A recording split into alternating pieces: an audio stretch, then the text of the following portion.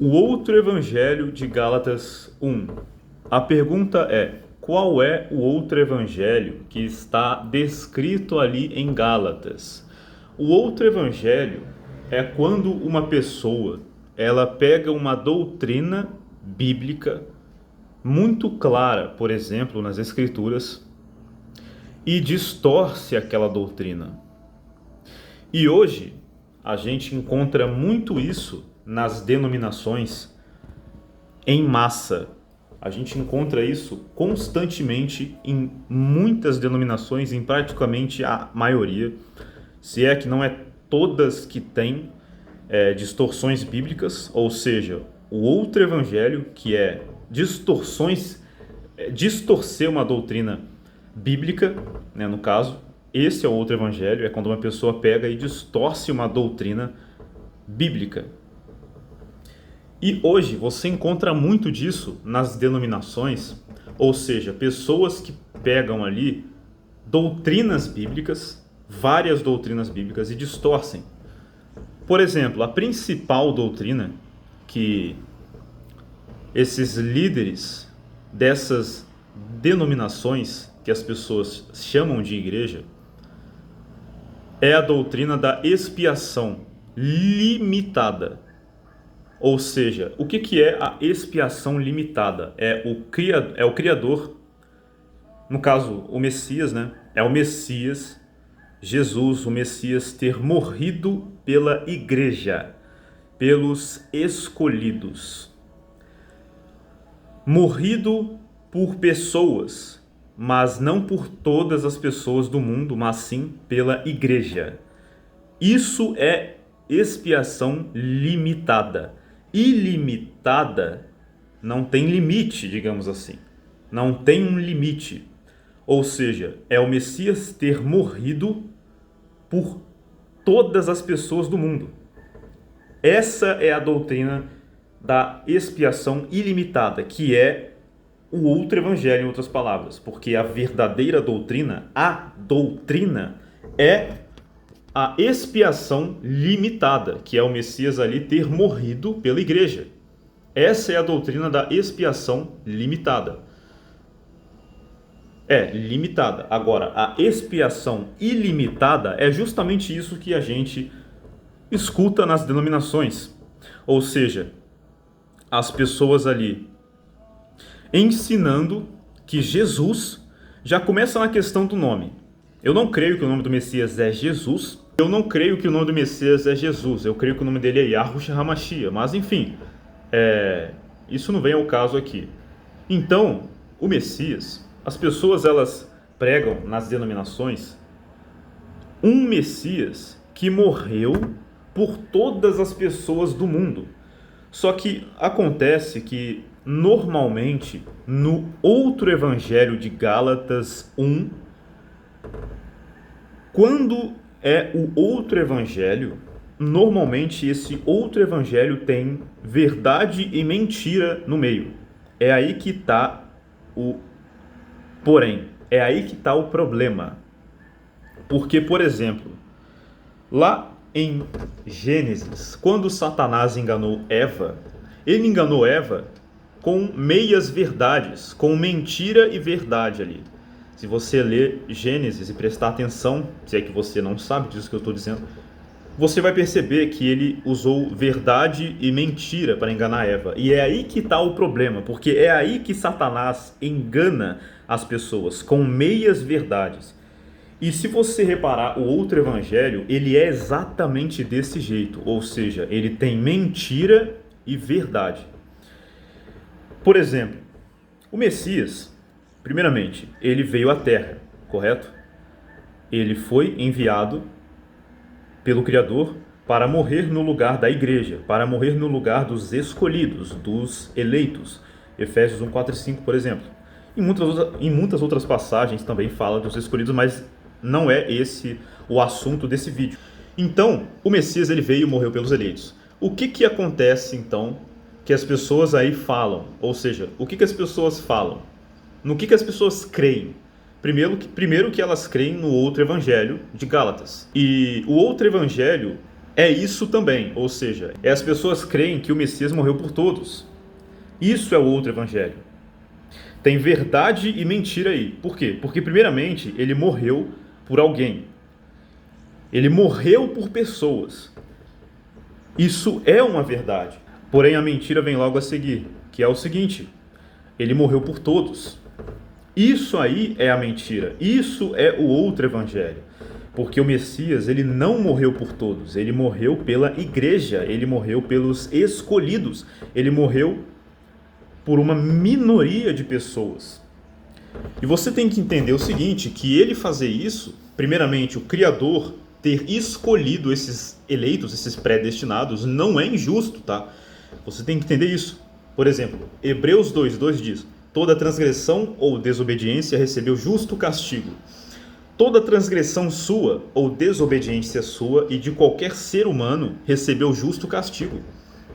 Não é injusto ele punir, condenar a maioria, porque é o que ele vai fazer. Outra coisa, outra passagem que eu posso trazer aqui é... Na verdade eu não lembro onde está, mas eu lembro a passagem de Cor. Só não lembro onde está, que é o seguinte: entrai pela porta estreita, porque larga é a porta e espaçoso o caminho que conduz para a perdição. E são muitos os que passam por ela, porque estreita é a porta e apertado o caminho que conduz para a salvação, e são poucos os que passam por ela. Ou seja, poucas pessoas conseguem ser salvas, e a maioria será condenada. Por quê? Porque a maioria das pessoas, primeiramente, elas rejeitam diariamente o Criador. O Criador, ele está dando tempo para as pessoas se arrependerem. Não sei se vocês perceberam isso, mas até agora não choveu fogo do céu não, velho. Já poderia ter chovido fogo do céu, ele já poderia ter acabado com tudo. Ele não fez isso. Ele está dando tempo para as pessoas se arrependerem, cara. E não estão se arrependendo. As pessoas estão preferindo viver fazendo as suas vontades carnais e egoístas do que fazer a vontade dele, cara. Vocês têm ideia do que é isso? As pessoas preferirem, até mesmo você que está vendo esse vídeo, talvez prefere fazer a sua vontade carnal ou permanece em um vício que é uma coisa maligna, assim como o pecado é maligno, e o Criador, que é perfeito e bom, e todas as ordenâncias dele, todas as coisas que ele ordena a nós fazermos, você rejeita essas coisas que são boas, que são perfeitas, digamos assim, você prefere fazer a sua vontade. É aí que está. As pessoas preferem fazer a vontade delas. Então não é injusto ele condenar a maioria, é justo. É muito justo. E outra, todos nós já nascemos merecedores da condenação. Salmos 51:5, eis que em pecado eu nasci e em iniquidade me concebeu minha mãe. Já nascemos com o pecado habitando dentro de nós e já nascemos sendo maus. Então o Criador, sendo puro e perfeito, ele tem que punir o que é mal, o que é ruim. Nós somos ruins, nós somos maus, pecamos diariamente. Então é justo, não é injusto. Então o que eu estou dizendo aqui é o verdadeiro evangelho. Nós somos maus, nós nascemos merecedores da condenação e necessitamos da misericórdia, do amor, da graça do Criador. Isso é o verdadeiro evangelho. Coisa que ninguém vai dizer para você, cara. E outra, a graça, a salvação e a fé são dons do Criador. Efésios 2:8-9. Porque pela graça sois salvos mediante a fé. E isto não vem de vós, é dom do Criador. O isto aí é um pronome demonstrativo neutro, se eu não me engano. Tuto, no original em grego. E o tuto aí, que é o pronome demonstrativo neutro, se eu não me engano, ele se refere a tudo que vem antes. Ou seja, ele se refere à graça, a salvação e a fé. Logo, a graça, a salvação e a fé são dons do Criador. E só vai ser salvo aqueles que receberam esses dons. É uma coisa muito simples de entender. Se todos tivessem recebido esses dons, todos seriam salvos. Entende?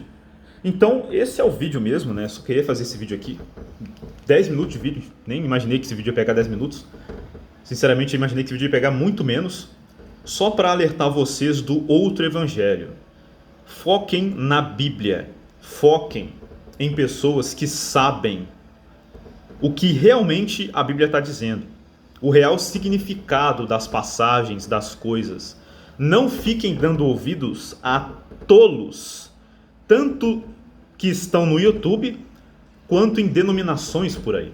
Porque esses não sabem de absolutamente nada do Evangelho, não têm discernimento espiritual. E por isso também que muitos aí no YouTube, também em denominações aí, filhos do diabo, hereges, dizem que a predestinação vem de Calvino, sendo que a predestinação é uma doutrina muito clara na Bíblia. Por exemplo, cara, você que fala que a predestinação é uma doutrina de Calvino, rapaz, refute isso aqui. Tito 1, Romanos 9, 13 a 14. Atos 13, 48 a 49, Mateus 24, 24, João 15, 16 a 17. Tem outras passagens que eu não vou lembrar, mas, cara, isso daqui é o suficiente. Todas essas passagens falam da predestinação. Outra passagem, João 10, 26. Mas vós não credes porque não sois das minhas ovelhas. Quando ele fala, mas vós não credes porque não sois das minhas ovelhas, o Messias, em outras palavras, está dizendo ali, está falando dos eleitos. Por quê? Porque se esses judeus, por quem ele está falando ali, fossem das ovelhas dele, ou seja, fossem eleitos, creriam nas palavras do Messias. Em outras palavras, ele está falando sim da predestinação aí. Então, cara, refute. Vai lá. Refute essas passagens que falam da predestinação. Se você é o bichão mesmo, em vez de você falar que está refutando a predestinação, nem usando a Bíblia para isso, porque pelo menos eu percebi que tem um cara aí que está fazendo isso. O cara não está nem usando a Bíblia. Tem um monte de passagem que fala da predestinação, claramente, e o cara não está nem usando essas passagens para supostamente refutar a predestinação, que é o que era para ele estar fazendo. Por exemplo, se eu tenho uma passagem em mente, que a passagem está dizendo supostamente uma coisa, só que eu sei que ela está querendo dizer outra coisa, eu vou explicar da forma correta essa passagem. Por exemplo, aquela passagem lá, porque Deus amou o mundo de tal maneira que Deus sofreu no gênito para que todo aquele que crê não pereça, mas tenha vida eterna. Bom, essa passagem está falando, sabe do quê? Essa passagem está falando dos eleitos, da igreja, dos predestinados, da igreja, dos eleitos. Ou seja, porque Deus amou o mundo, porque Deus amou os eleitos. Por que eu estou dizendo isso? Porque a palavra mundo aí é cosmos no original em grego e ela tem seis significados. 6 significados. Essa palavra mundo, ela pode significar somente aqueles que serão salvos, ou seja, os eleitos, a igreja. Porque igreja é eclesia, se eu não me engano, no original em grego, e essa palavra significa os chamados para fora, se eu não me engano. Então, cara, eu sei que essa passagem tem uma interpretação diferente do que as pessoas falam que tem. Porque as pessoas falam que essa passagem quer dizer que Deus amou todas as pessoas do mundo, mas não é isso que quer dizer. Porque a palavra mundo aí é uma palavra polissêmica. Esse é o ponto. Então, se eu sei que aquela passagem tem uma interpretação diferente, eu vou interpretar da forma correta. Onde está que esses caras estão fazendo isso? Eles não fazem e nunca vão fazer. Porque a Bíblia é muito clara quando fala da predestinação. Lá em Gênesis, por que o Criador escolheu o povo de Israel? Porque o povo de Israel foi escolhido. O Criador, ele poderia ter escolhido todos os outros povos, mas aí não seria eleição, porque eleição é você escolher um e rejeitar outro. O Criador rejeitou todos os outros povos e escolheu somente o povo de Israel, porque ele decidiu, porque ele quis ter misericórdia do povo de Israel. Simples assim. Isso se chama predestinação, eleição, misericórdia, graça. Isso é o Evangelho. Bom, então é isso. Esse foi o vídeo, eu só queria trazer mesmo esse vídeo aqui, alertando sobre até mesmo falsos mestres que, por exemplo, falam que predestinação é de Calvino, sendo que predestinação é uma doutrina bíblica, como eu citei aqui para vocês algumas passagens bíblicas que falam da predestinação. Existem muitas outras passagens, tá? Só que eu não vou lembrar aqui também das passagens, porque são muitas passagens mesmo, vocês não fazem ideia. Então é isso, né? Esse foi o vídeo. Tomem cuidado com os hereges, filhos do diabo, que dizem que Apocalipse é verdade, que Apocalipse é gnóstico, que Apocalipse é inspirado pelo livro de Enoque, algo assim, que teve um retardado que falou isso. Ou falou alguma coisa parecida, tá? Não vou afirmar que ele falou isso, mas foi parecido com isso. E também com aqueles caras que falam que predestinação é doutrina de Calvino, sendo que é uma doutrina bíblica. Então é isso, tome muito cuidado.